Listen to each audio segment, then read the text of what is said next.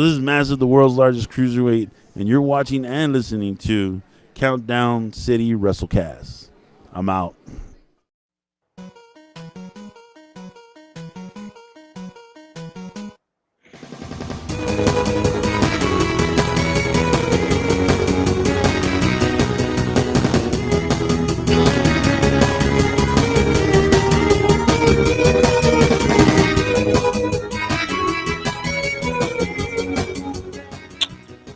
What's up, heels and baby faces? Welcome to another episode of the Countdown City WrestleCast. I felt like this day would never get here with everything that has gone on this weekend and week in wrestling, but I'm glad it's finally here. I'm kind of glad we waited till Thursday to do this. I'm your host, JC. Join me. We got Tommy. You. And, of course, we got Mike. What's up, guys? I'm Big Mike, and we are going through 2022 Electric Boogaloo with reckless abandon. But Burnsy's right. We don't really got much to talk about, so we'll be done in about 5 minutes. I do love that he was so waiting for the show that he was in when the countdown started. What's up, Burnsy? What's up, Burnsy? Appreciate you joining us. And like Burnsy's doing there, whether you're watching us on the Countdown City Geeks YouTube channel or on the Countdown City Geekcast Facebook page, interact with us, live chat with us. There's maybe not too much to talk about. There might be a lot to talk about. Obviously, we're gonna. I don't know what you're talking about. I just thought it was gonna be a quiet show. Just recap All Out and Clash of the Castle and be done. Yeah. So, but we'll talk about Clash of the Castle. We'll talk about All Out. We'll quickly talk a bit about Worlds Collide as NXT UK is no more officially. All those titles have been unified, and the results for that as well. I heard NXT UK is the interim, or NXT, I should say Europe, is the interim NXT for now. So we'll see if UK comes back to unify the titles or not. We'll see. We'll see if the new King of England officially, that's kind of made the news. I know that her ties to wrestling are probably somebody playing her in a sketch with Jerry the King Lawler, but Queen Elizabeth, and when you think about the long history of that monarchy, 70 years, the longest ever in the long history of the monarchy of the English, Scottish, the British, UK, whatever, 70 years on the throne, passed away at 98, was it?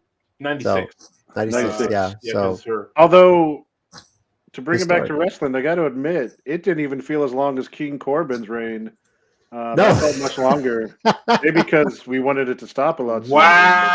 Wow. Boom. That was a good joke. I'm not even here to front. That was funny. I was like, damn, he went for it and stuck the landing. What's been longer, Queen Elizabeth's reign or Roman Reigns' reign as a champion? So, didn't Roman start in I want to say 1918? I thought that's when he won the Universal title. That's what I thought. Possible. I think he started when the Yankees were still throwing out Babe Ruth and Lou Gehrig on their line. Starting to feel that way, right? So, yeah, we're going to talk a bit. We can kind of jump right into it here. We're going to talk a bit of wrestling news first because there are some noteworthy ones definitely out there. We mentioned it. It had been rumored a few weeks ago. We talked about it on the show. Now it is official. Triple H was in San Antonio, actually, before the Bad Bunny concert that made such a big deal with the Alamo Dome, but there to announce that the 2023 Royal Rumble, 4 years earlier than we expected it, is coming to San Antonio and will be taking place on a Saturday, January 28th, 2023, in the Alamo Dome. I'm very excited that it is on a Saturday.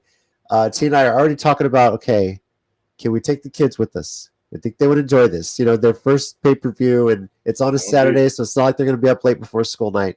That would be pretty big. Yeah, it would be pretty awesome. Pretty cool. Guys, the Rumble officially coming to San Antonio. 4 years, it was becoming a 10-year thing. Why the quick turnaround? What do you guys think it is? The Dome. Honestly, Yeah. I mean, as much as all the renovations. Yeah, not just that it's been renovated, but they want their big four to be in big stadium pay-per-views. If you think of the last few Royal Rumbles, it's been in big venues. I mean, even going back to the Rumble before, but when Edge came back, they were at Minute Maid Park, and then they were at the Phoenix one. The Arizona Diamondbacks ballpark too, I think, right in the past year or two. Yeah, Chase Field. Yeah. Chase Field, yeah. So that seems to be where they're going for their big 4 shows. And I mean, Triple H knows what San Antonio, how well the Rumbles do here. So, I mean, I think it's a no-brainer. I'm glad it's coming back early, as opposed to having to wait 4 more years like we joke about. But and especially now that we are getting a renewed interest in WWE as a whole, so should be fun. Yeah. Tommy, your thoughts on the Rumble? Are you excited for it? Or are you planning to get the time off? Oh damn, I am scheduled Saturdays. I totally forgot about that. I'm excited now. For once, I don't know who's gonna win it like 3 months in advance. It's like, so I'm excited. I still think that there's some. I don't want to get my hopes up too much with the Triple H regime. I'm liking where it's going. I'm just trying not to. I'm trying to. How do I say taper my expectations? But I really am surprised that I was trying to figure out what other reasons they could do for doing it so quickly. But I think part of it might have been COVID related. Like they want to get it back in a big stadium in a big wrestling town, which I don't care what anyone says San Antonio is at this point. It's like. It's like every promotion has to come through here, now. I mean, because what AEW's been here, Impact was here, I mean, they should come back. I'm not, just throwing that out there. But no, I feel like, it's interesting. I want to see where they put the ramp this year. I gotta see where they put it this year. Oh my Do God, we get another golf cart again? It could be a golf cart or they're putting treadmills on the stage. It's got to be one of those two things, man, because that is a long run. Maybe the treadmills and they're just flying. Jerry McCoy, what was his name? Virtual Insanity. Virtual Insanity. Yeah, thank you. That's all. With the second you said treadmill, all I could think of, and if they do that, the New Day has to do a skit. Yes, and they have to come out to that song. They have to. I just come on, Kofi. Xavier, y'all can figure that out. Also, it's worth pointing out the last time we were there was the last time there was not a women's Royal Rumble. So that's true. We will also be seeing it's like should be going into its 5th one, but this will be the first time we see the women's Rumble live. Very true. Yes, I'm getting another Bailey shirt before January. I'll be trying to get those club level seats again too, because those are great. There you could see everything from where we were. So, and this time around they'll probably have the full stage because when we were there, they just put the Raw stage there, and it looks so tiny in the dome. So hopefully they have a big, elaborate stage too, and everything. So I was explaining to my sister about the noises we made when Edge came back at that Rumble, because she said she always wish she could have been there live when Stone Cold's glass hit. And I told her I've been at a couple of Raws when that happened and how the crowd goes insane. But I was talking about when we were sitting watching the Rumble and Edge's music hit, and we lost our ever loving minds. yeah. AJ Styles, that Ross Rumble that we were at when Ty Dillinger came out as 10, perfect 10 in NXT. That was just so perfect. Perfect 10, right? Oh, yeah. The one Mike and I were at 97 on the floor, I remember there was a couple points where Stone Cold had cleared the ring and he was waiting. And the second time that happened, Bret Hart's guitar riff hit, and the look on Stone Cold's face, and the crowd got That's so hyped. That's a classic moment. Yeah. Also, talking about like the sound inside the arena, like every time Kane's pyro went off, I'm pretty sure Lackland went on lockdown because it's loud and it sounds like a bomb. You hear it, you feel it. I don't care how far away you are, you feel the heat when they used to do that. Yes. Everything. Some crazy, Even the flames on the stage with the Undertaker too. You just feel it. So, but I'm looking forward to it, and I know we've been getting the Rumble. That's great, but I want to see some other big pay-per-views come here. Like I want to see a Money in the Bank at some point. I think that would be great in the Alamo Dome. We're going to sell that better than Vegas did. I'll say that. SummerSlam, I don't know if this way they would stadiums, they try to run SummerSlam as another WrestleMania. So I don't know if we'll ever get a WrestleMania in San Antonio, but wouldn't mind Survivor Series coming back maybe. Because when you said that, I thought about it. We could get a WrestleMania in San Antonio someday. The only problem with that is, and this is coming from someone who went to the WrestleMania in New Orleans, the parking would be a mother effing GD nightmare. Yeah. Yeah, but I can't stress that enough. If they do it at the Dome, don't they still have the the whole Via section that's not really used as much? I mean, if Via runs Parker Ride, they could do that. I mean, I heard it was a nightmare. I don't know if you guys, they opened that parking lot across, but that's behind the convention center.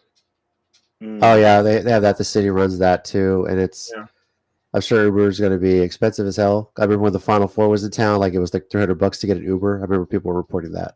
So, dude, yeah. I remember that. I avoided downtown like the plague when that was going on. Yeah, it'll be a mess, but I mean, I'm not turning down the San Antonio Mania. I'd love to see it. I mean, I would love to see it. I mean, we can host the Final Four. We've done the AEWAllOut here. I know those aren't as big events, but I mean, the Final Four is a huge thing. Yeah. We've done many of those. That would probably be the one time if I knew about it in advance, I would actually maybe even possibly save up like a front row ticket, like even if it's like just once, just to say I did it once. If it's not whenever it's out of town, it's like I got to cut back and travel. But if it's like in the same city as me, it's like okay, once in my life and never again, I'll do front row. Yeah.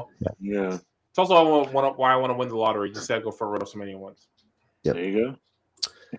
Other bit of wrestling news, something that's been reported, not officially confirmed, but it sounds like it's happened, especially with what happened at All Out, is that Malachi Black appears to have been released from his contract with AEW.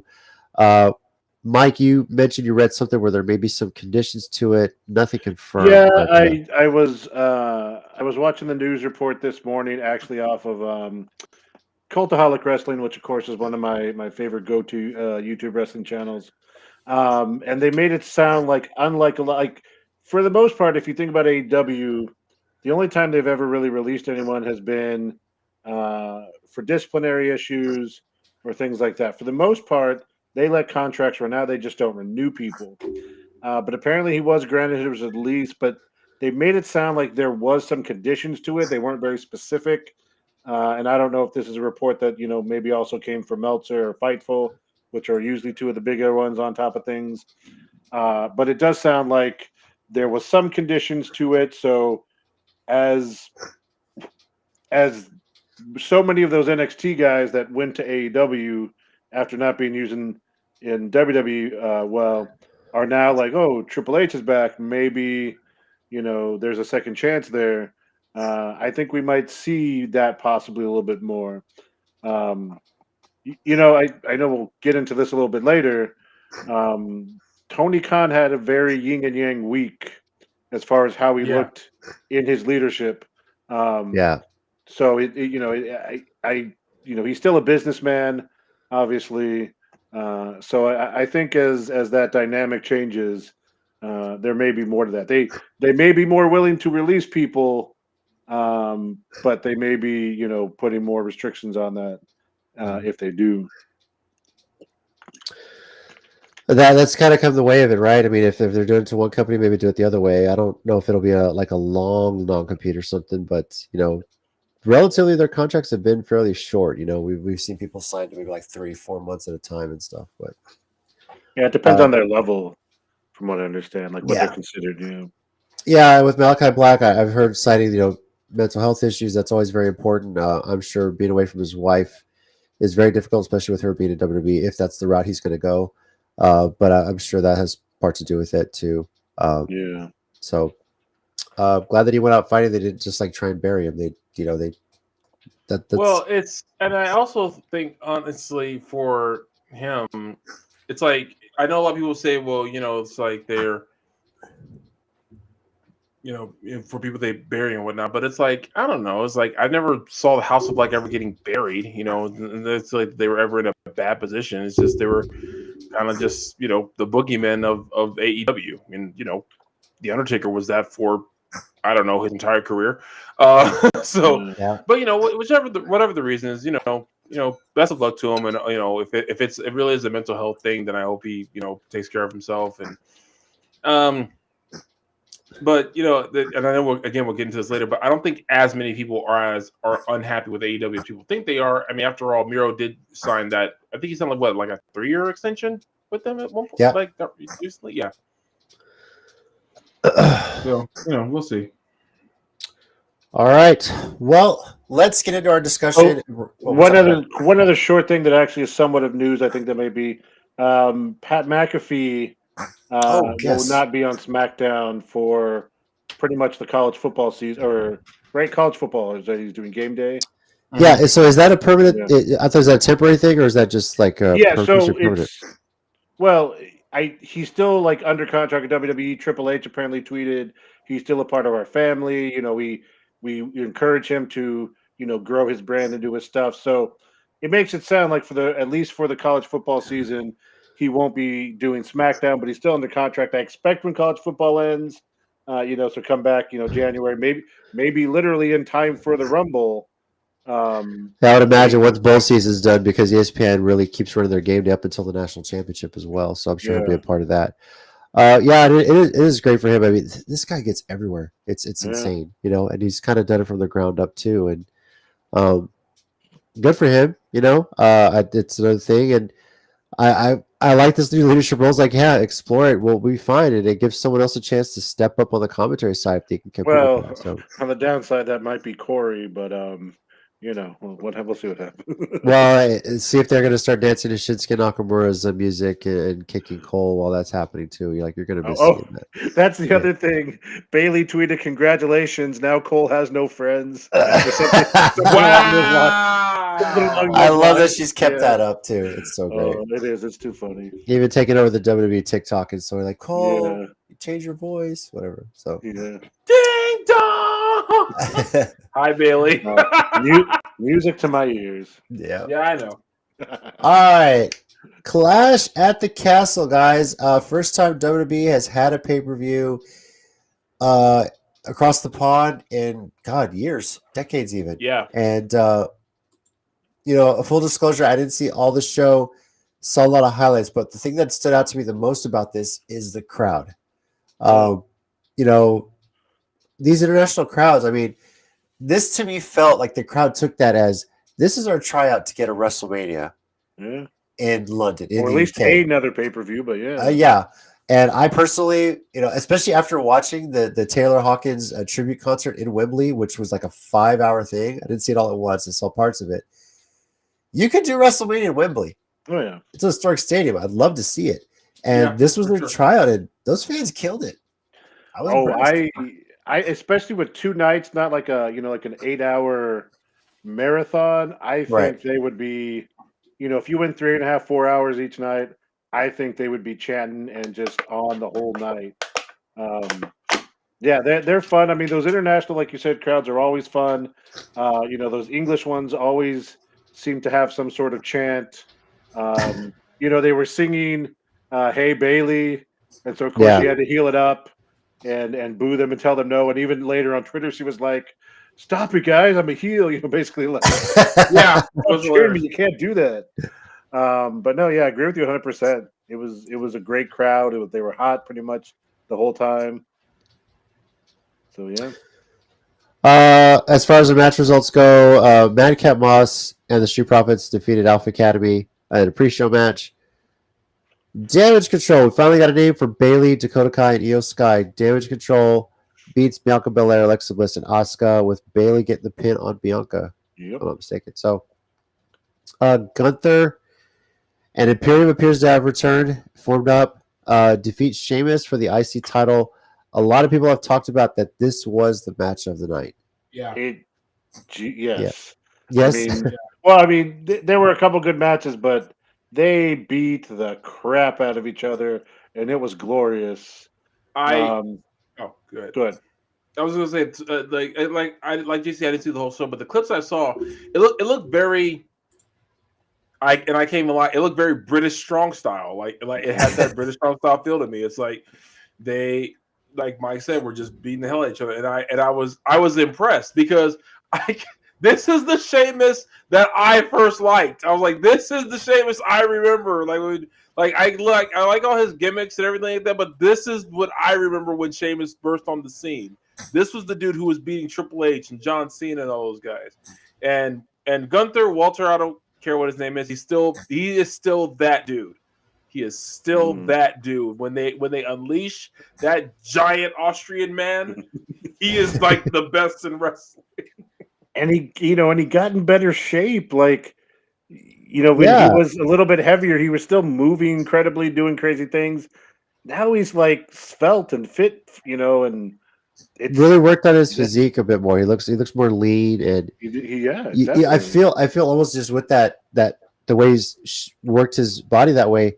Okay, we do see a difference between Gunther and Walter. It's not just the look, fair enough. The style is very different as well. So, and they did that thing at the beginning again where Imperium and Butch and Holland or Harlan, whatever, started fighting again, and Gunther and Sheamus just stayed staring at each other, ignoring all the melee around them. It was a really cool spot. And then he got the Sheamus, even though he lost, got the standing ovation from the crowd afterwards. So that was really cool. Well, to be fair, the two Europeans should have had the best match on the card. So. Well, yeah, we'll kind of talk about this as we go through. It was kind of a bold choice. I know they were in kind of important matches to not give the English or UK-based person the big win or, the big moment. Well, okay, on a technical standpoint, Sheamus is Irish, so he's not part of UK. But he was closer to home than they are connected to the mainland. So and my only issue with that is like, man, that match should have gone first. And I know it wasn't going to go last because you had Roman on the card against Drew McIntyre. That's a bigger bill, but I really thought when the list of matches were coming out, I was like, this one I could see going first. Get the crowd going, So. Nothing against the women. They did a fantastic job. But, this one, second match on the main card, and it stole the show, just as you expected it to. Other results, of course, Liv Morgan defeats Shayna Baszler. Goes about 11 minutes. Kind of what we expected, not, too eventful. There was, rumors that Rada was going to go there, but apparently last minute she wasn't able to make the trip. I don't know if that was just something else came up or something like that, but if they just didn't want her involved. I don't know. They Liv used some of the stuff she learned from Riddle. They did that little segment the week before, which is kind of cool. I'm glad they worked that in, because sometimes they do these segments and they're just like a joke, and then you get to the match, it's like, well, what do they even do the training for? Yeah, and I like that they incorporated a lot of that too. Yeah. So now Edge, Mysterio. Technically defeat the Judgment Day, but they beat him, But the swerve that you pretty much saw coming, we're just kind of waiting for them to pull the trigger on it, and very much Eddie Guerrero style, as Dominic's biological father would. That's a lot of comparisons to that. We're seeing a lot of side by sides with Dominic and the mullet isn't helping this whole. I'm starting to think this isn't a joke anymore.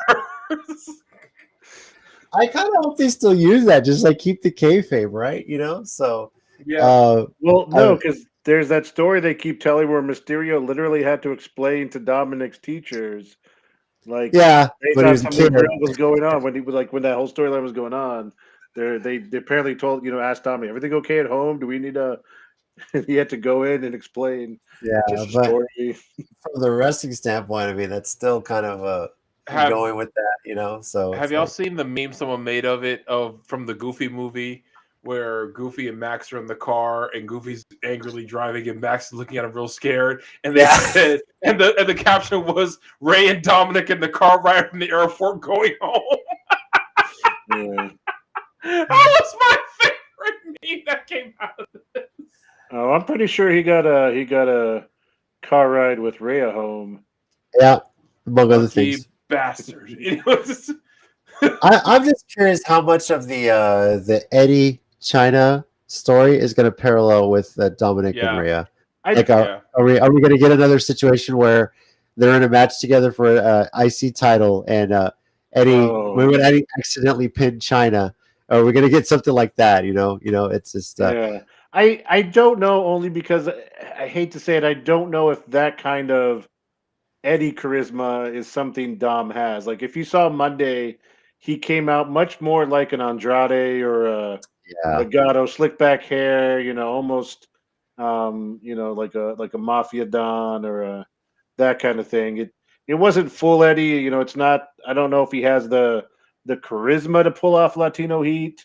But I mean, it was definitely a different look, and it definitely made him look better than he'd kind of been just kind of flailing there, not really doing much.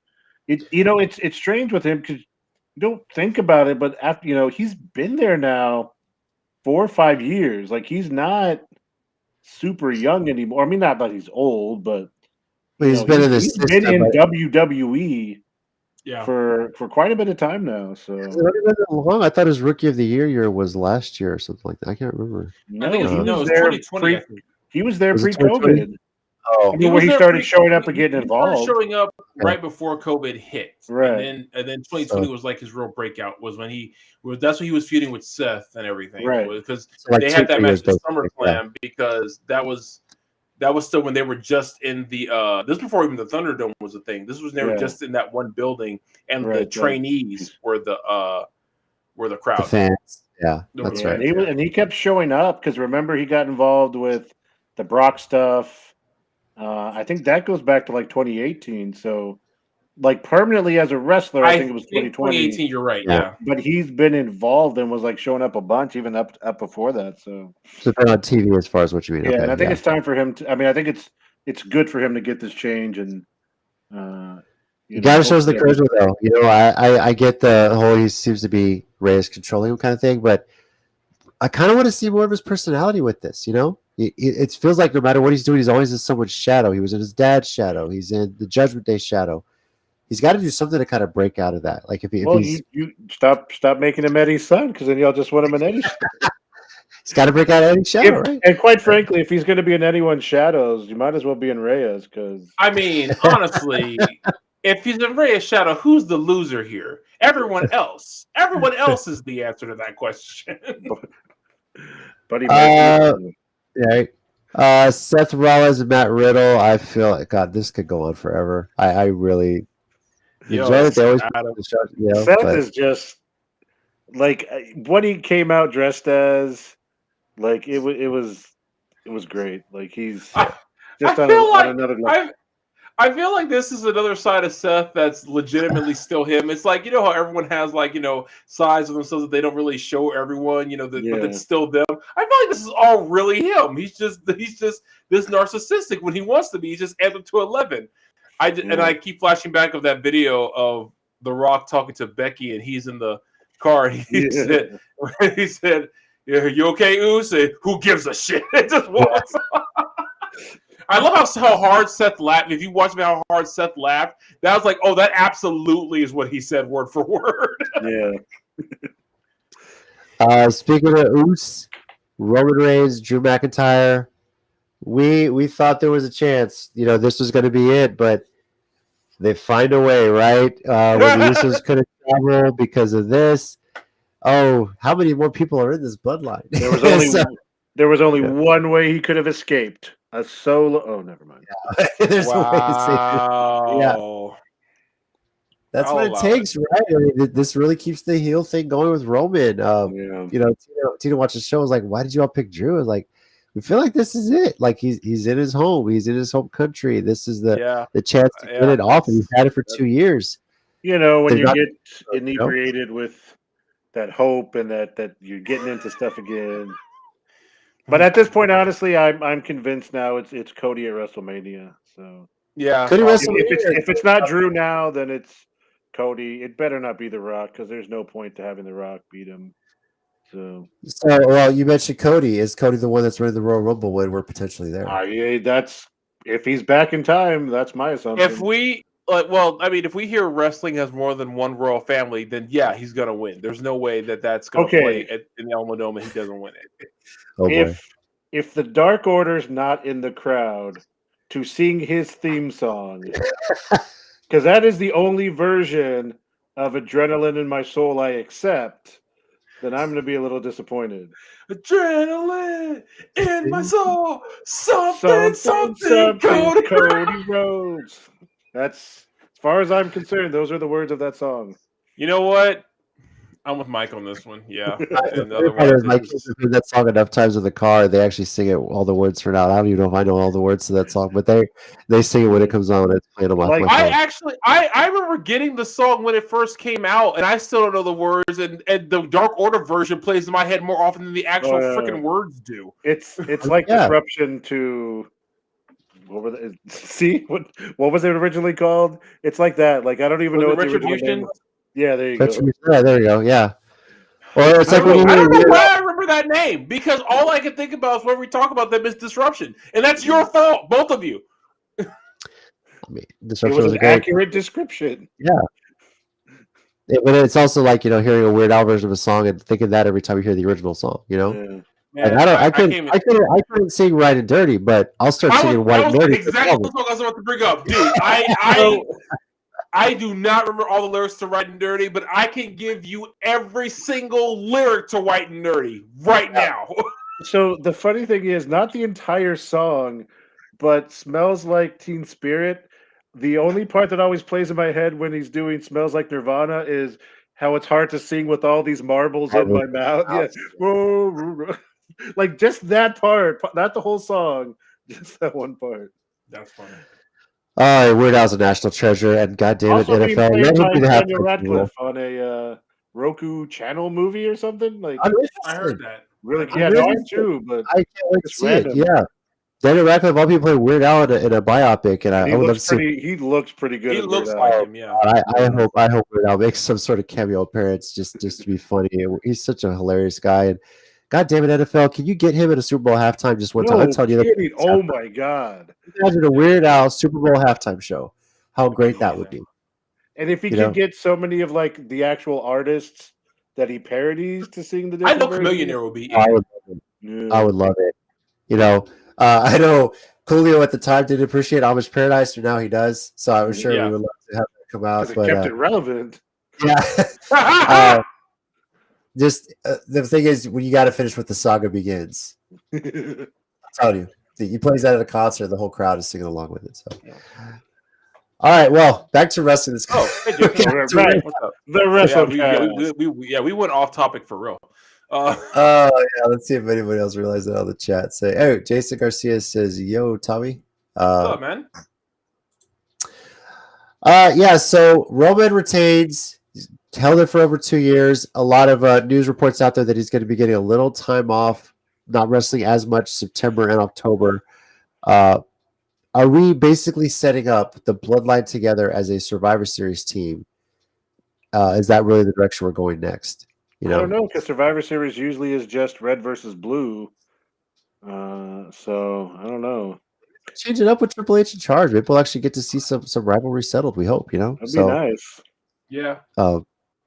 I mean, they got to do something. We had some cool moments. We had some cool moments out of that in the pre-stuff, like in the shows leading up to it, like Becky's, infamous broken bloody nose, and Natty's infamous accidentally grabbing Matt Cardona, aka Zack Ryder, as she goes through the door. But outside of those, the shows themselves and like the whole I'm SmackDown, I'm Raw for life. Like it never really lives up to anything. Yeah, I'm life until I get drafted. Yeah, right. Until I'm drafted 2 weeks later. As far as our pick results for Clash of the Castle, Tommy went 1-2 on the match we picked, and Mike and I went 2-1. Yeah. Oh, Tommy, you should take this one. I know you love this question. With Paul now in charge, is this oh Jesus, man. God, I hate this question. No, it's not. It's just another transition of wrestling. There's plenty of talent out there for everyone. And everyone knows I hate this question. This is exactly why he did that. He did that. Gotta love it. I know. That's exactly why I directed it to you. I'm going to remember that next time I see you, Jason, like for real. Okay. Mike, you got to see Clash of the Castle. Tommy, did you get to see all of it?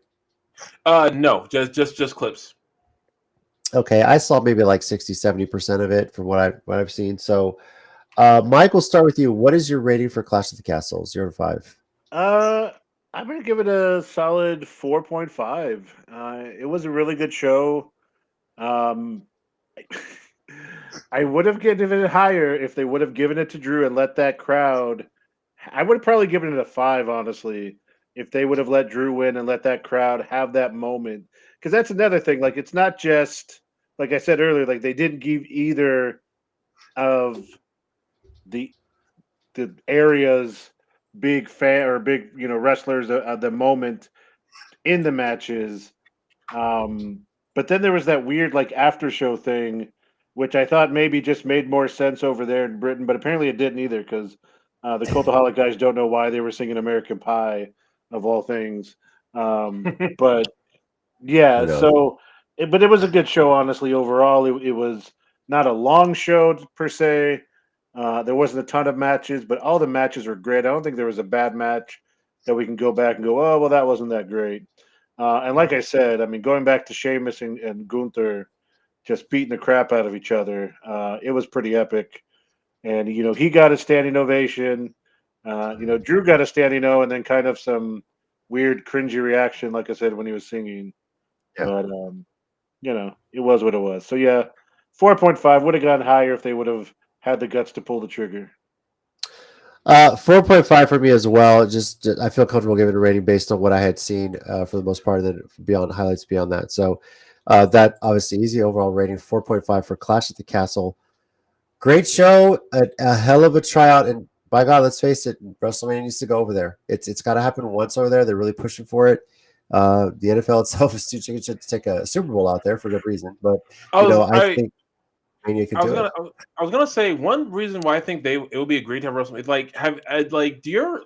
Does WWE ever watched how the UK is with football, soccer over there? I mean, the fans are live. It feels like for the reactions alone, it's worth going over there for WrestleMania. Even when the NFL's over there, they're going crazy. Yeah. So yeah, I just don't know why that hasn't happened. At least not like even every other year because that's probably a logistical nightmare. But every 4 or 5 years, just give the people what they want. I'm positive they'll turn out in droves for it. I mean, how many people come from Europe and other countries to the United States for WrestleMania every year? Yeah, for sure, exactly. All over Europe for the Raw after. You could have that there, and I'm traveling. You're gonna have just as good a crowd. So clearly, what we're saying is, whatever type of football there is, England goes hard for it. Right. Whether it's football with a U or football with 2 O's. They get rowdy for when the Jacksonville Jaguars go to London every year. Like, Jesus, if you can get rowdy for that, you can get rowdy for anything. Let's be honest here. So.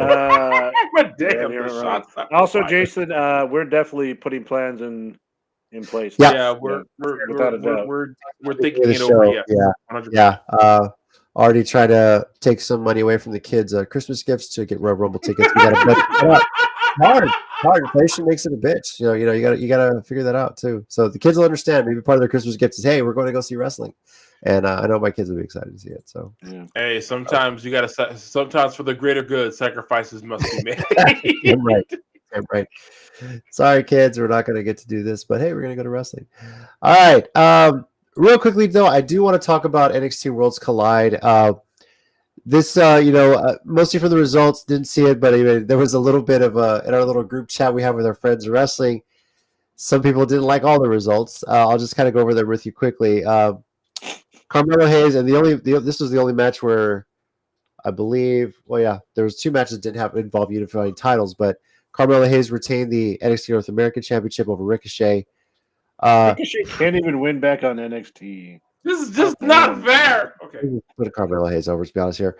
Pretty Deadly, though, came into the Tag Team Unification Elimination match with no titles and walked away with both. They are now the NXT Tag Team Champions, unifying it with the NXT UK Tag Team Championship. I'm very happy to see this. Mandy Rose has unified the NXT Women's Championship and the NXT UK Women's Championships. Really, I think the Bryan Danielson of women's wrestling. Damn right. Damn right. For anyone that comes out and I guess the Shawn Michaels in her own right too. If you after that picture, yes. Our group chat. Damn right. Look, here's what I'll say to this: for anyone that says, "Oh, she doesn't deserve it," this or that, that could have been Eva Marie, and you'd be more pissed off. No, The difference is, oh, the no, my thing difference is is, she doesn't deserve it. She deserves it. It's just, I like Mako Sato more and more.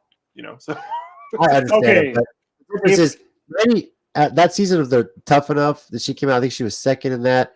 She's the one that's actually done something in her career with that. Like, Fair she's enough. applied herself to this crap. She's trained. She's gotten better. She has the charisma that she had that natural charisma. Now she's worked on. She's a great heel, and that's we true. see such a great fit for her. JC, if anybody running NXT could have gotten half out of Eva Marie, what they've gotten out of Mandy, that person should supplant Triple H if it's not Triple H, and should have supplanted Vinny because, dear God, there's no way you could have gotten 1/8 out of Eva Marie of what you're getting out of Mandy Rose. Whether you No. believe or not, she should be defeating Japanese legends.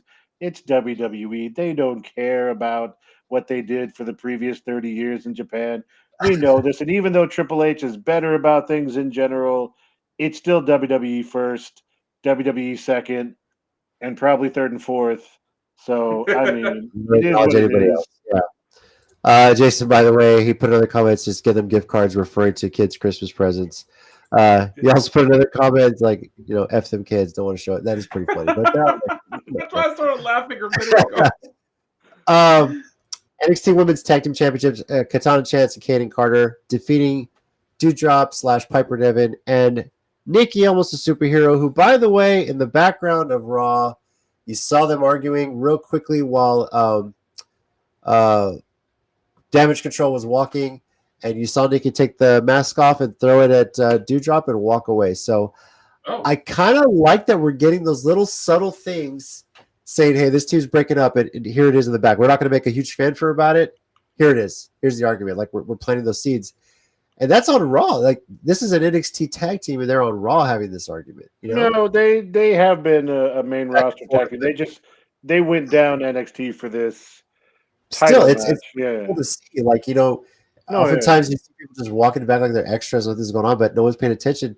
Now you're kind of looking everywhere on screen for see what else is going to be going on. The next evolution of this, is we need a Where's Waldo wrestler. Who you just the thing is you have to find him in the background now every week, and it's not super easy. It was starting to look like Dexter Loomis for a bit. What do you think about it? Yeah, that's true. So remember, like weeks ago when I saw a clip and I was like, I think the Fiend might be back. Yeah, it was Dexter Loomis's head. Okay. He was like out of a door or something. They said he had like gloves on. And I was like, oh, maybe it was the Fiend. So real quick, there's this game called Poppy's Playtime. I'm never playing it. It's a horror game. It's in the same vein as Five Nights at Freddy's. Again, I'm never playing it. I just watched a Let's Play of it. And there's a scene where like one of the animatronics' hand is like on a wall going into a room and like slides off like creepy as fuck. And it's like that's all I think about with Dexter Loomis now. Like whenever he magically shows up, scaring the Miz. By the way, everyone who's saying that the Miz and Dexter Loomis doesn't is like they shouldn't do this to the Miz. I don't understand people who don't get the Miz's star power at this point. I can't name one guy who has proven himself no matter what more than him. I don't get it anymore.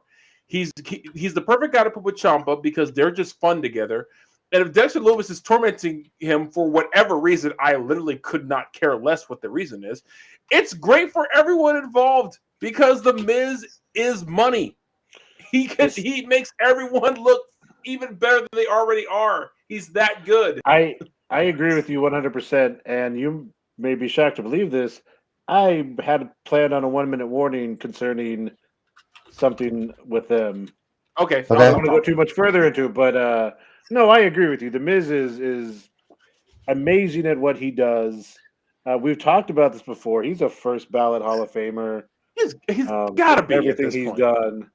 And he's just. I mean, usually this isn't in previous years. This has not been a great compliment, but I do mean this compliment toward him. He is a WWE guy through and through. Yeah, and he is one of their most solid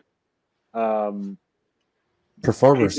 Performers. Just anything you need out of him, he'll give it to you, and he goes all in for WWE. So can't fault him for that. Nope. Finally, the main event: Braun Breaker unifies the NXT Championship and the NXT UK Championship, defeating Tyler Bates. That grizzled veteran Tyler Bates of all 24 years old. Yeah. I think he's been wrestling as long as the Queen's been Queen. Yeah, and again, I wanted him to win. I wanted Tyler to win. I really did. But I get it. I get what they're doing with Braun and everything. But I'm a Tyler Bate guy. I really am. Dude. Like those guys out of UK. I was a fan before they got signed. So I was hoping that this would be his. But I get it.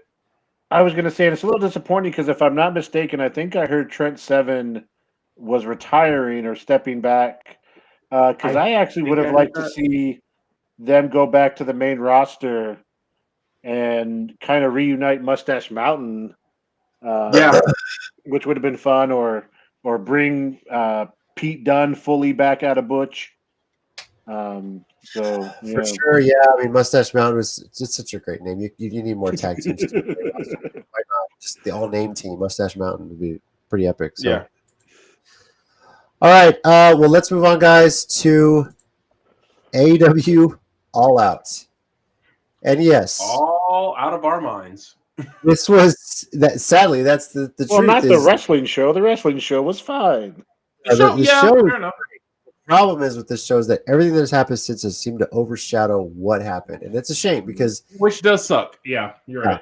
This was such a great show. One of the best. AEW basically trademarked putting this show on Labor Day weekend, and here we go. In all, there were 15 total matches if you count the 4 pre-show matches, which included Eddie Kingston defeating Tomohiro Ishii. That was one that we did talk about briefly last week. So hell of a match. That I did see. But just some highlights here. The casino ladder match after we recorded our preview. The show came out. They released who was going to be in that match with the Joker. I liked how they set up. Let's just talk about the MJF thing through the whole night. I liked how they set it up. Guy comes out with the mask on, not sure who it is. And then end of the show, after CM Punk retains, he reveals himself to the devil himself, MJF. Yeah. So after Stokely Hathaway Enterprises jumped everybody else in the match.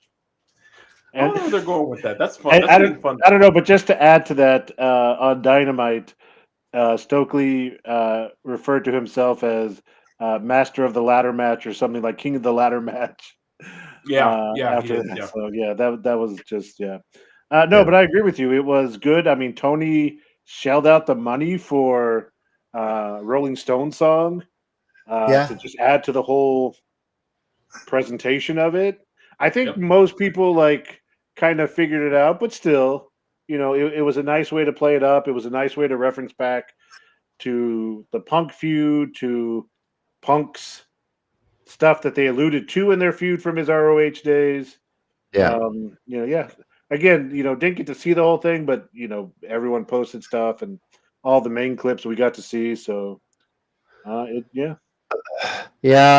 other highlights. The Elite defeated Hangman Page and Dark Order for the inaugural AEW World Trios Championship. We'll get into what happened with those. Okay.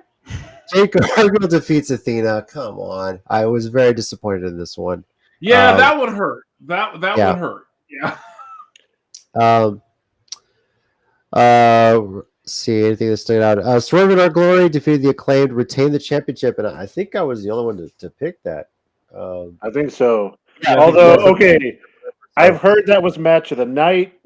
From watching it live, no one wanted Swerve and Keith Lee to win in the stadium, apparently. They were all in on the Acclaim from what I heard. So apparently Keith and Swerve, I don't know if it was decided beforehand, it may have been, or they just kind of realized very quickly they went full, or they went very heelish from what I understand throughout the match. And they're getting a rematch in 2 weeks at Arthur Ashe Stadium. So again, we've done this before with our picks where we think they're gonna win a title, they don't, and then they get a rematch within a month, and you're like, on free TV. So that's the AWA, it seems right now, right? Toni Storm, of course, wins the interim AEW Women's World Championship, almost handpicked by Thunder Rosa. in some of the comments that she had made. So Yeah. I'm good. I'm interested to see how long they let this run. How long they have Tony be in the face of the women's division right now. Oh yeah, you know what? With our previous show, I guess we didn't even technically mention that because it happened the next day. With Thunder Rosa having to, right? Was that last week?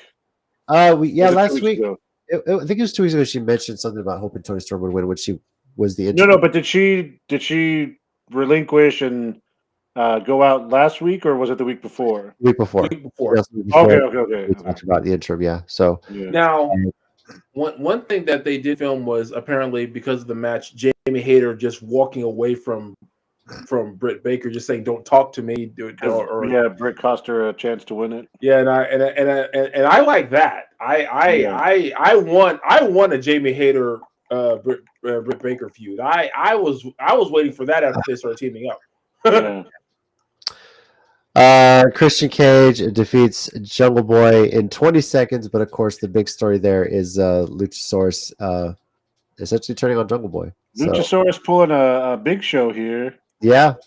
I'm a face. I'm a heel. To be fair, I kind of wondered if they were doing that anyway. So I figured he was like a triple agent, So yeah, I think we did too because it was starting to build against Christian, and he's the heel. They have to get him his heat back. So yeah.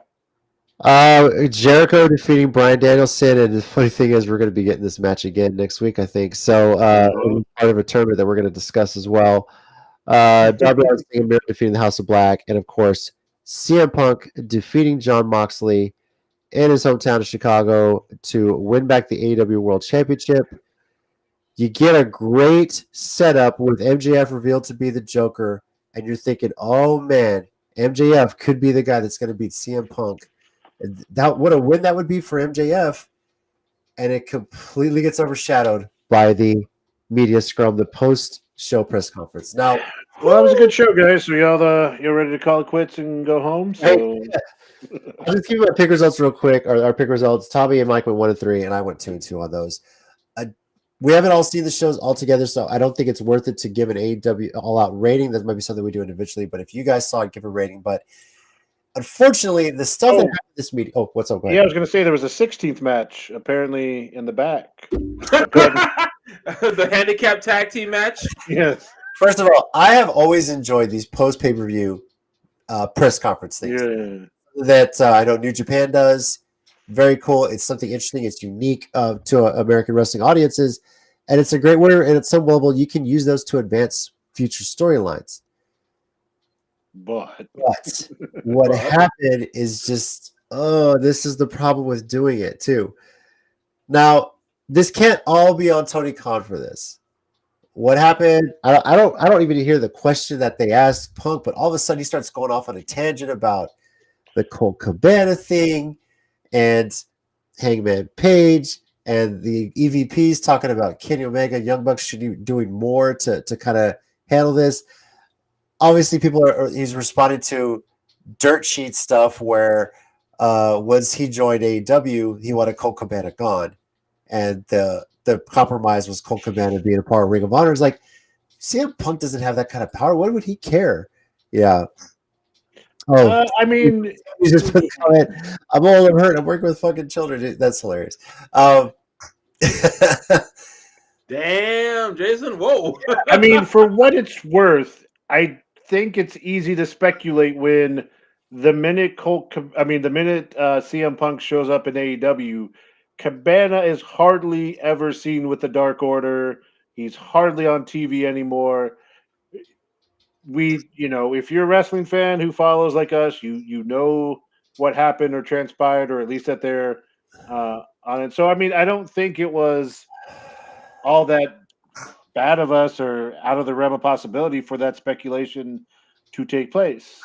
And, for what it's worth, whether you like him or dislike him, disagree with him or not, controversy seems to follow him where he goes.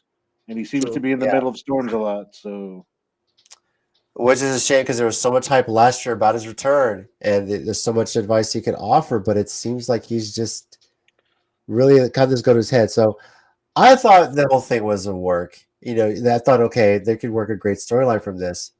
The problem is, some people confronted Punk backstage after his media thing, and there it got to a physical altercation, which again could have been a work as well. But then again, there were no cameras on it. You could have really used that, but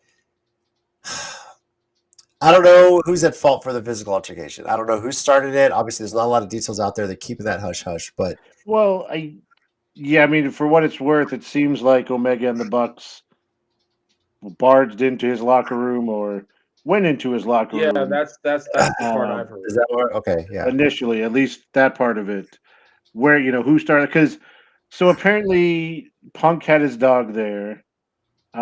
Ace Steel's wife was, I guess, in the locker room watching the dog while they were out wrestling and doing their jobs and stuff. And so, the things that have kind of been reported are crazy. And I know it's like, I don't know if it's confirmed or not, but supposedly Omega was trying to get the dog out of the way. Again, according to things I've read and heard, Ace Steel bit him. Ace Steel threw a chair at one of the Bucks because his wife was so close. And apparently not, again, till the day I die, I will not remember which Buck is which. I know one's Nick and Matt. But one of them got hit with a chair, kind of knocked out a little bit. Again, this is what's been reported, or at least on Twitter and through internet things. And that there were fists thrown. Apparently, like Christopher Daniels showed up, which is really weird because apparently he showed up to try to break it up, and somehow also got suspended. So I don't know if there's more to that. There were some people that apparently were like, I guess trying to break it up. I can't imagine I guess Daniels is close with the Bucks, but I can't imagine him jumping in to add to the fight. But I don't know. Yeah, Unless I would think he was close with Punk too because they have longer history. Yeah, but again, I don't like to point fingers, but is Punk close with anybody that he's been friends with for a long time? It seems to be something that doesn't always last with him. Steel. Well, that was his trainer, yeah. What does Punk expect when he said, if you have a problem, go talk to him? Yeah, he did kind of instigate that in his speech. Jason, you write that, and I'm reading it, and I swear to you, by this weekend, I will not remember. He's talking, of course, about which one is blonde hair, Matt Black hair, man. Blonde hair. I appreciate that. Off, so. And they're not even twins, so I can't even use that excuse. But I'll forget by this weekend. But thank you, I appreciate it. Which one's blonde hair? No, yeah, right. This look, the Colt Cabana CM Punk friendship, it sucks. The money is the issue why that ended, and that was a long friendship, and it sucks that money is something that broke that up. And I really feel like I don't know all the details, but if they could have at least talked and hashed it out, maybe worked that out, maybe it'd be a little bit different now. But Punk has really got an ego about him. If reading the reports, I mean, the way he handled that press conference, if he's been going to business for himself, I mean, when he called out Hangman Page, but they cover that up on being the elite with him being like with the Dark Order, which is hilarious. So I don't know what the deal is, what he's trying to prove. I get it. You left wrestling. You tried the UFC route, the MMA route, didn't work out. You found a situation where you can come back and be in wrestling and let that whole speech about wanting to wrestle some of these guys, younger guys, your opening match against Darby Allin. Now you're in the world title picture. Like, if you are really going into business for yourself, why? What's the point of this? What are you trying to prove here? Go ahead. Because honestly, I think the only reason this got blown up so much was because social media is a thing now. Yeah, really. Because honestly, because I was looking for just now. A friend of mine in one of our chats brought this up. Because we have a friend who hates I just saw that. Damn. Wow. Oof, that was a heavy pill to swallow. Anyway, yeah. We have a friend who hates AEW. He hates it but doesn't watch it, but always criticizes them whenever we tell him what happens. backward system, I know. But he was kind of trying to take the road of this would never happen in like WWE. And me and another friend were, that exactly. Me and a friend said, but it has, and worse. This kind of stuff has happened, but worse. And the only difference between that and this is those things didn't get publicized until years later. Yeah, I know we were all thinking of the Montreal Screwjob as the first thing we can reference, but like my immediate thing to me is like, think of the number of times Dusty Rhodes and Ric Flair bounced between companies because they had legitimate heat with people. Mm-hmm. Yes, this is bad. And yes, this messes me up as a fan because it just kills like the enjoyment of wrestling sometimes. And it killed the great weekend we just had of wrestling. Mm-hmm. Not killed it, but it overshadowed it. But it's like, at the same time, this too shall pass. Which is why the question earlier from Jason of, is this the demise of AEW, jackass? No, because every company has this. I love New Japan. I'm sure a lot of guys have had personal issues with someone backstage, and this is why Pro Wrestling Noah became a this is why New Japan and Pro Wrestling Noah exist in the first place. Someone had beef with someone backstage, and they said, "F you, we're starting our own company," and that's what happened. I think only like Dragon Gate was the only one that just like kind of said, "We just want to do another wrestling company. Is that cool with everybody?" Nick Khan, for his part, I mean, he was in a weird position. He's doing the media. Some security guy leaves during the Swerve in Our Glory interview, which, by the way, Keith Lee's suit was fucking badass too. In that, and then after his old media availability with Chris Jericho, you can hear Jericho saying, "Hey, some shit went down," Mm-hmm. And Tony's in a weird spot. People are saying, "Why did you stop CM Punk from speaking there?" Maybe he was trying to, but he's also. You're really the problem is Punk is at fault for that. If it was an off script thing, he went off script. He instigated that. Should the Bucks and Omega have reacted violently the way they did? Definitely not. And that's the reason why they're all suspended. Tony Khan basically has come out and said there's going to be a zero tolerance policy for these kind of things backstage. He doesn't want to see that. He doesn't want that in his company. That's bad news, especially when it gets out. So for him to go and strip the World Trios Championships from the Elite, the AEW World Championship from CM Punk after he just done the interim thing for injury, he's handled that aspect of it right. Yeah, I agree with that too. Yeah, I will say, like you said, that was the right call. He did the right thing. I do, and I know we'll get into it a bit, but just to jump ahead a little bit. Moxley's promo when he said taking an era of pro wrestling and letting it die with a previous generation, I like that. I mean, because even think about this: the confrontation between Eddie Kingston and Sammy Guevara, that they squashed that beef though. Like it's like saying they both admitted they were wrong. And honestly, Sammy's mouth always gets him in trouble, and I don't know why they think Eddie Kingston won't react because that's his thing. So they both, they both are wrong, and bygones are bygones, and so Eddie wasn't on the pay-per-view, but he got to wrestle Tomohiro Ishii. Look, if I get to be in the same building as Ishii, I'll slap Sammy across the face. Look. If I'm in the same building as Sam, no, I'm just kidding. Jay says in a comment, this is Tony Khan's growing pains as owner of a wrestling company. Definitely agree. The problem is everyone's going to see these growing pains. Everyone's going to be quick to criticize, so he's got to have a thick skin about it. That's the thing. There's also another part to this from Wednesday. If this is WWE, because we've seen it, Montreal Screwjob, Vince would have come on as character Vince McMahon to do the thing. Tony Khan, at the beginning of Dynamite, played a little video that he shot. Calm, talked as the real life owner of AEW, not Tony Khan the character, not Mr. Khan or some thing. And like you said, laid it out. And as much as all that drama and crap happened Sunday before that, what happened Wednesday was great. It was a good show. Yeah, the way I kind of put it is like they let their wrestlers wrestle and they let their talkers talk. MJF started off the show, was hilarious. Brilliantly. I got to give him props. No, That was like 10 brilliant. minutes, Loved it. like playing to the crowd like he was the new face of the WWE.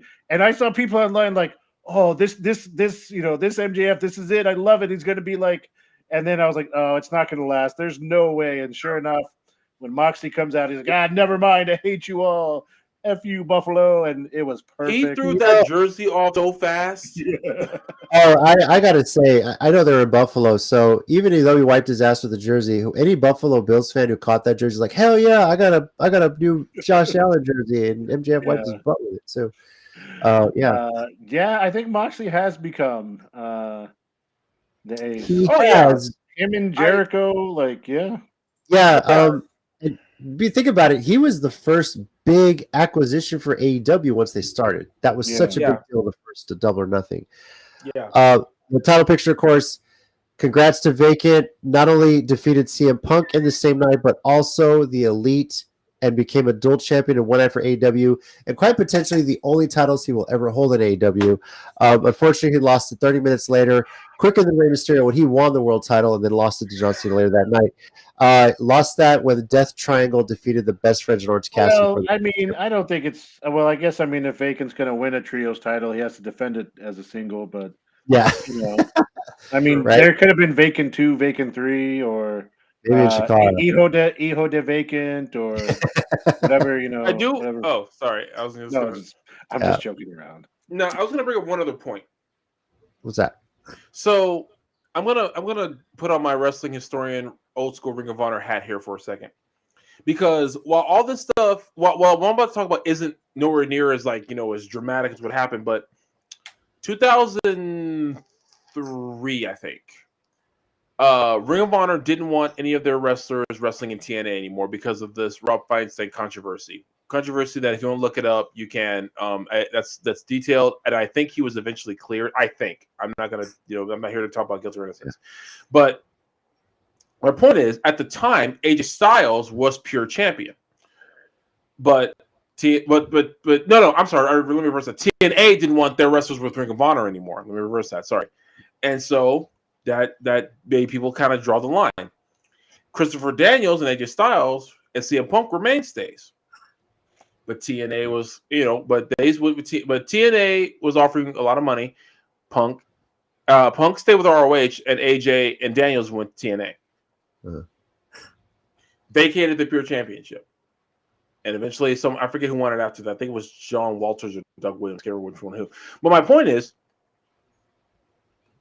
people are acting like immediately vacating the belts was such a bad thing for Khan to do without, and my thing is, in my opinion, Tony Khan has been doing the best he could out of this situation.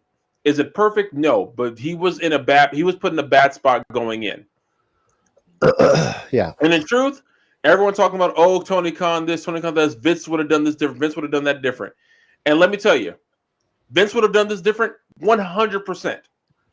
Because Vince probably never would have talked about it in the first place. There was no issue. Yeah, exactly. And given everything that's come out about Vince this year, I'm like saying Vince McMahon should not be your immediate go-to as the best guy to how to diffuse a bad situation anymore. That's clearly was not his forte. But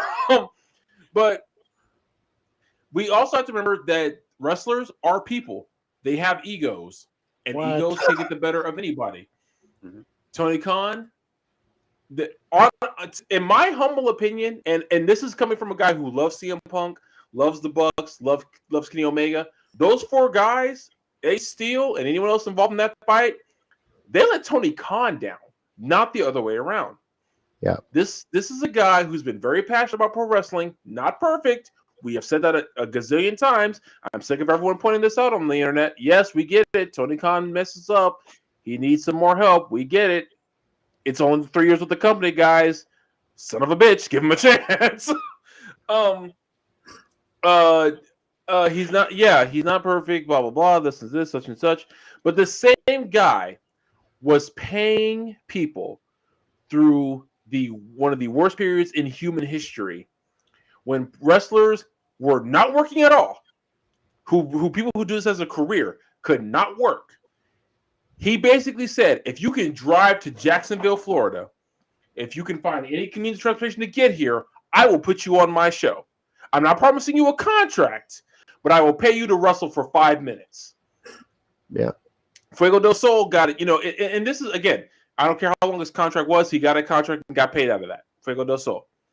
Other wrestlers whose names who are now Eddie Kingston, probably the biggest success story out of that. So I'm sorry, when you let your ego carry you into a fight with someone else that you don't like, and you put a bad light on the company you claim you love and that you started, and the guy who gave you the money for this company helped you build it, helped make it so important in the world of pro wrestling, got other people jobs out of it. If you can't get your ego in check for this guy and everyone you claim to be wrestling for in the back, then you're to blame. Yeah. And I'm not trying to say, oh, they should just be friends. No, if they don't like each other, they don't like each other. I'm sure there are plenty. Batista and Booker T, I'm pretty sure still don't like each other. I'm pretty sure there's a lot of wrestlers that never liked each other over the years, but you're professional about it. You do, you're a professional when you get out there. You're professional in the back. It's a lot about respect. You treat everything with respect. Edge and Matt Hardy in the middle of all that. Yeah, came back and worked with each other. That whole storyline with the wrestling, and some of those shots were stiff, but still, you went out there, you did what was asked of you. You did the professional thing. So you did the job. And you're right as far as letting Tony Khan down. Like, he's out there doing the media thing. He's thinking there's no way these guys would do something so childish in the back, but they did. And now it happened. Now they got to pay the consequences. They're suspended indefinitely. I don't know if he set a time on it. We've noticed that he's just the wrestler, the Elite, CM Punk, some of the other people that may potentially involve Ace Steel are suspended, stripped of the titles. We already have a trios champion. There's basically a 6-person tournament culminating at AEW Dynamite Grand Slam to crown a new world champion.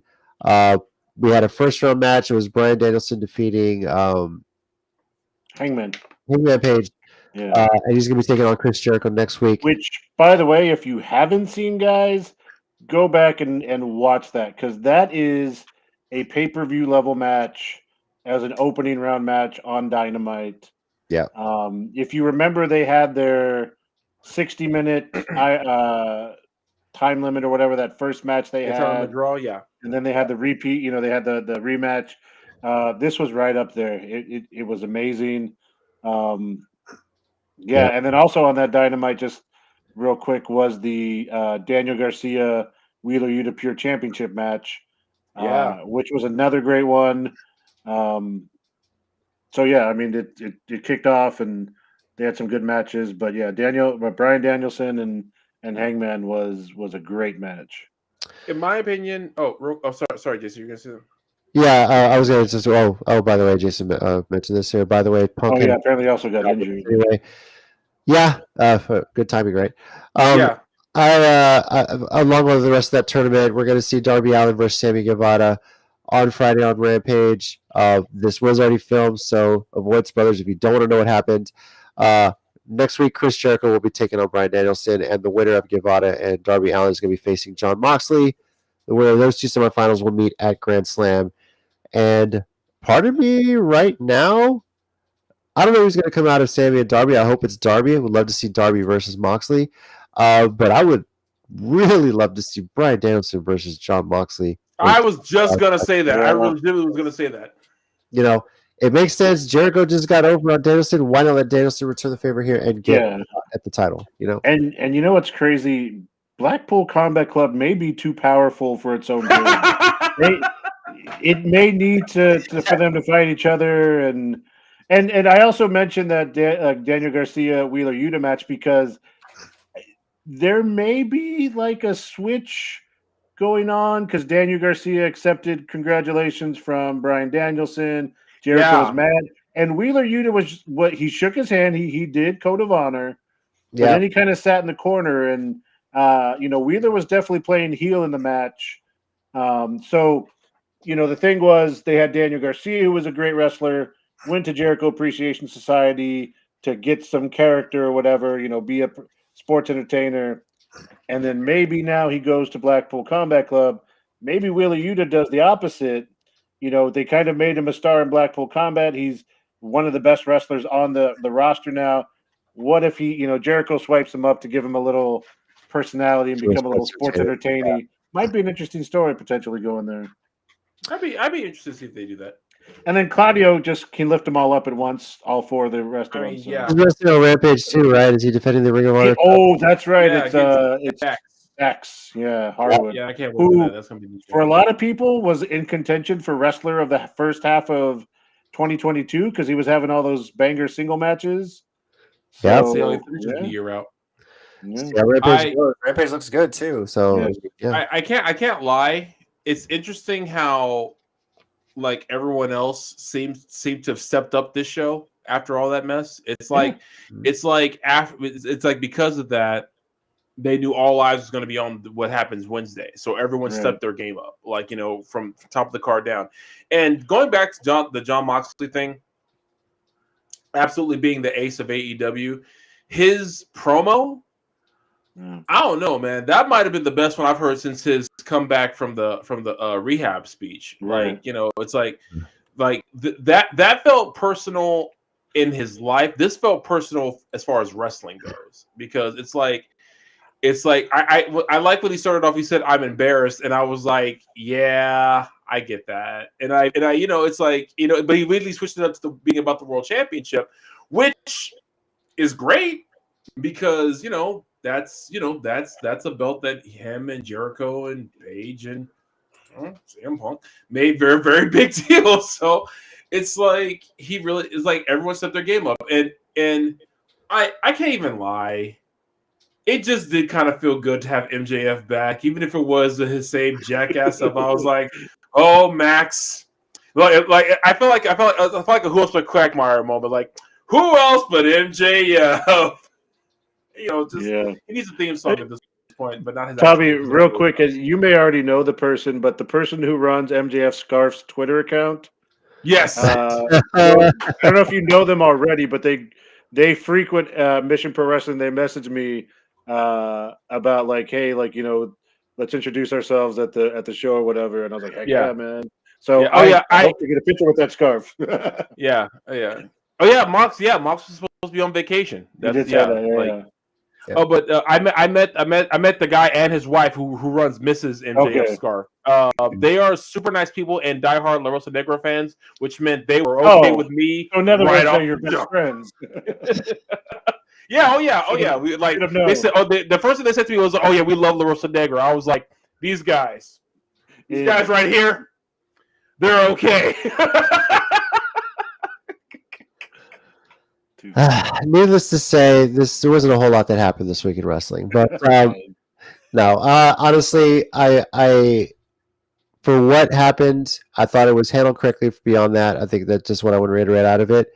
Yeah. And this is a time hey, you guys had a chance to do something with this. Well, we're not going to get MJF and CM Punk in the near future, obviously. But all your actions are allowing somebody else to step up. And I'm interested to see who it is, who's going to be the beneficiary from all of this. That being said, I think by the end of this year, MJF will be AEW World Champion. Yeah. So, and whether because I assume he gets the shot at the next pay-per-view, which is in October, November, I believe. November. Yeah. And you think about it, whoever wins this tournament coming out of it, MJF's going to be next on the radar. And whether it's Moxley, Danielson, Jericho, Sammy, Darby, it's going to be a banger. So, but I feel like MJF has proven, at least at this point, and with the way the promo is he, isn't he? Put the title on him. He might just put a freaking better summer of summer of MJF storyline than Punk ever did in ROH or WWE. He might do a winter of MJF because if he wins it at Full Gear, and I would be absolutely in for that. Yeah, what better season to go with MJF than winter? Yeah, Now is the winter of our discontent. Jason, hopefully Ricky Starks. And Yeah, he stays warm with the scarf. Oh yeah, definitely Yeah. Ricky Starks too, man. Oh man, dude. If it wasn't for this feud he still has with Powerhouse Hobbs, which is another guy who could come out of this looking like $1 million bucks, I would say Starks immediately should have been like pushed to the moon. But but then again, I admit I'm biased. See, well, not to get too far into AEW stuff, but their secondary titles in both men and women are on monsters who apparently they don't plan on losing soon. But in the same way that the Intercontinental was always that belt, that TNT belt would be perfect for Starks to have a decent run with. So I don't know. We'll see what happens with all that. But the Acclaim versus Swerve. So I don't know if you saw how Yo, that was so good. Went full heel on Dynamite, but he stopped the Acclaim from rapping, so everyone instantly hated him. That was perfect. I can't even lie. It worked 100% on me because I was so looking forward to whatever Max was gonna say, and I was like, when he's like, listen, I was like, this is gonna be the most epic rap he's done yet. And when Swerve, I was like, Swerve, what are you doing? They knew exactly what they were doing. That was perfect. Oh yeah.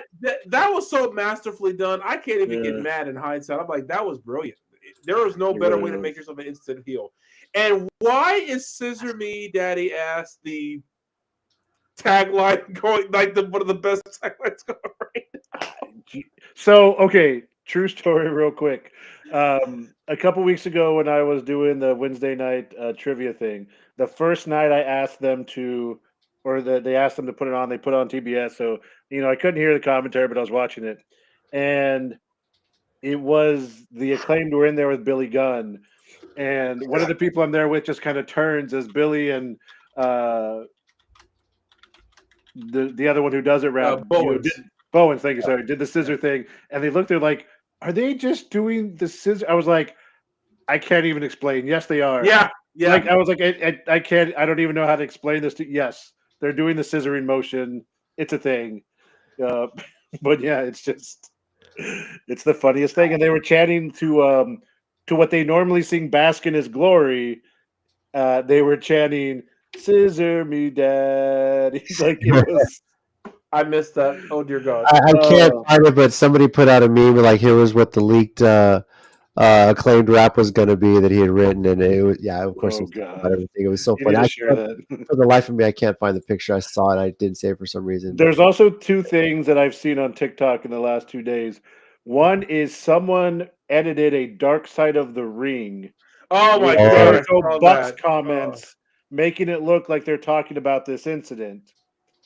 So if I find that, I'll share that back to you.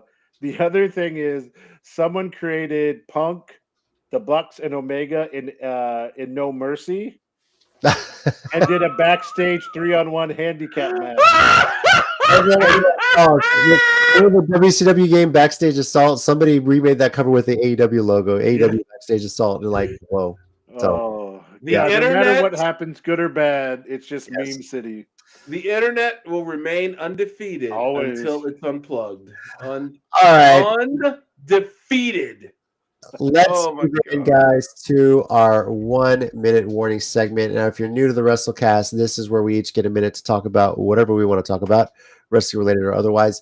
Mike, do you have something this week for us? I do. All right. Whenever you're ready, good sir, set and go. All right. So again, to the shock of people for like 2 weeks in a row, not about Bailey and Claudio. I love them.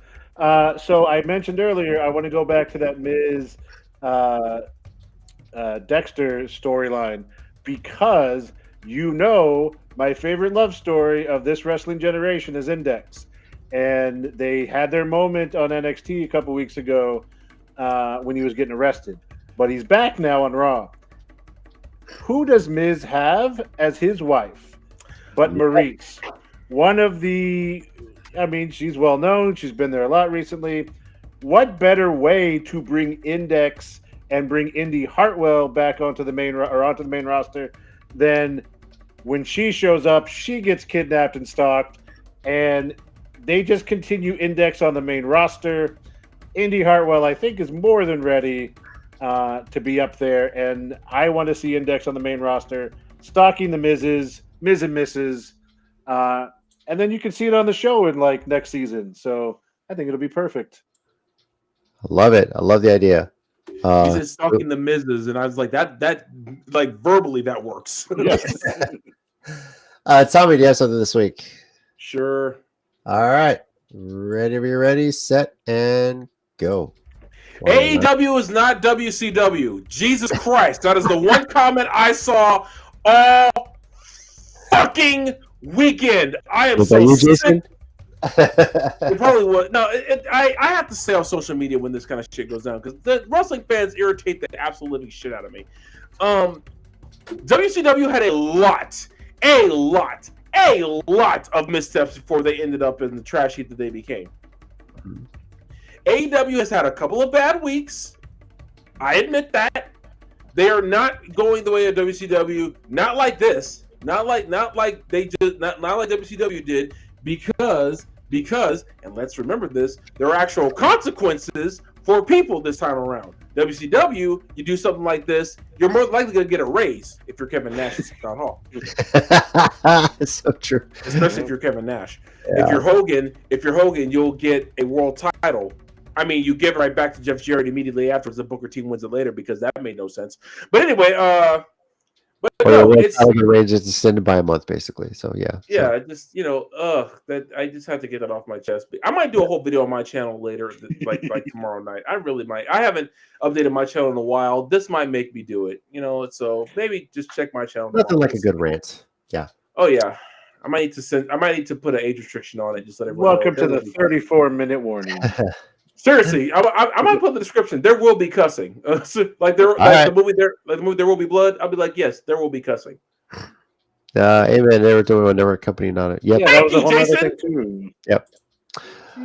Well, mine. I'm gonna just basically say my 1 minute warning is gonna be the best thing I saw this weekend, and it's not wrestling related, but as you know, some months ago, earlier this year, we lost Taylor Hawkins, and if you know me, I have a wide range of like musical interests, but as kind of a closet fan of drummers, because I love playing drums in a rock band, Taylor Hawkins has long been one of my favorites. Once he joined the Foo Fighters, and the best thing I saw watching the Taylor Hawkins tribute concert was his 16-year-old son Shane taking the stage, almost like the main event of that concert, and playing My Hero. Looked just like his dad. Anything mannerisms, the way he hit the drums, you tear up watching that because he's just letting all that emotion out, and it was amazing to see. And it's so awesome to see some moments like that live on. I know the kid's only 16. People are already just saying he's got to go on tour with the Foo Fighters. Maybe one day. I know there's another tribute concert coming up later this month in LA for Taylor Hawkins, but if you haven't seen that video yet, go watch it. It's one of the best drum performances you'll ever see. The concert itself is on Paramount Plus. I'm sure you can find snippets on the internet. Travis Barker played the Pretender and Monkey Wrench of Foo Fighters. Yes, Nandy Busha, if you don't know, she's this little girl that started by challenging David Grohl to drum offs during the pandemic. Yeah. And now she was on stage to do Learn to Fly. Nice. And she was like the youngest person ever to be on the cover of Modern Drummer. I think she was like 10 or 11 at the time. So it's an amazing concert. A lot of guests on there. A lot of people that Taylor Hawkins either inspired or was inspired by. Definitely go watch it if you have the time. And but that Shane Hawkins, my God, it was like watching his dad all over again. And I saw a clip of that. Yeah, I saw a clip of that, and it did get me a little emotional because you could tell he was into it. I definitely want to go back and watch that whole thing because they're kind of the rock band I got into after my initial, Creed and Three Doors Down and all those that everyone loves to hate. But then it really got into them for a while, and Yeah. I didn't know where it was. I didn't know where the concert was. I had heard people talk about it. It was in Wembley Stadium for this one. Yeah, but I didn't know where it was being shown or whatever. So. Paramount Plus has it. The full Yeah. concert. It was a whole 5 hours, but they also have like a condensed 45-minute version, but they miss a lot. I guess like Lars from Metallica was there. Brian Johnson from AC/DC. So there was a lot of that. But I think later this month they're going to do another tribute concert in LA this time. Nice. But so and that I'm pretty sure we'll see Shane back out there. He's from that area, so yeah, it'd be pretty amazing. So. Jason, yeah, I see your comment. Yeah, we did talk at the top of the show about the 2023 Robo coming to the Alamo Dome. We're looking forward to it. Predictions too. After our discussion, this better be the time Cody Rhodes wins it. It seems to be the perfect timing and set up Rhodes versus Roman at WrestleMania. And Jason, just in case you miss it, we are only accepting the Dark Order version of his theme song to be played. So they better be there in the crowd to sing it along. Thank you, everybody, for watching and joining us here on this week's WrestleCast episode with quite so much going on. Next week, guys, episode 200. 200 episodes of the WrestleCast. I have absolutely no idea what we're going to talk about next week. And there's so much we could mention. But whether we do it on Tuesday or Thursday, still working that out. But I would ideally love to have everyone that's ever been on the WrestleCast with us to be on the show. Manny from the Goods, if you're available, hit me up. Beatage, Brandon, you did a show with us once. Would love to have you on here. Talking to Tina about getting on here. Jericho from the Geekcast, if you can make it on. You did some of the early shows with us too. Would love to have you. We've made it to 200. Obviously, there's one very important person we're going to be missing, and he was on our 100th episode, which is Tez, of course. But always with us in spirit. I know how much you loved being a part of this, and God, we miss having you with so well. But episode 200, guys, I'm looking forward to it. Just a celebration of anything. I'm sure there will be some wrestling news. Also, we'll at least a little time. Tommy will be previewing NPW Hard Day's Night and a casket match, which we are going to see live and in person. That's right. Yeah, that's going to be fun. Yeah, Jay, don't worry. There's always something happening to wrestling. Yeah, it seems like that. Right? Which, by the way, Thunder Rosa was on the Bill Madison show this morning. 995 Kiss. Go back and listen to the podcast. They're talking about that NPW show. So, injured or not, I'm glad that she's still doing that and keeping her mind off of things too. So, yeah. Thank you, everybody, for watching. And if you're catching us later on, feel free to share your comments on what you thought about Clash of the Castle, Worlds Collide, All Out, and the fallout from All Out. There's the night after WrestleMania, and there's the fallout from All Out. That's basically that's the Dynamite next year after All Out, right? The Dynamite fallout of All Out, legitimately. All Out fallout. It's probably right. Thank you again, everyone, for joining us. Next week we'll be celebrating 200 episodes. And if you've been on the WrestleCast ever before, please definitely join us. Would love to have you on. It'd be a great time. So down here at the bottom of the screen, we got Tommy. Thanks, guys. We got Mike. Thanks, guys. Be good to each other. And I'm JC. And as always, heels and baby faces, remember, pro wrestling is real. People are fake. Stay safe out there, everyone. We'll see you soon. Adios, Gunther.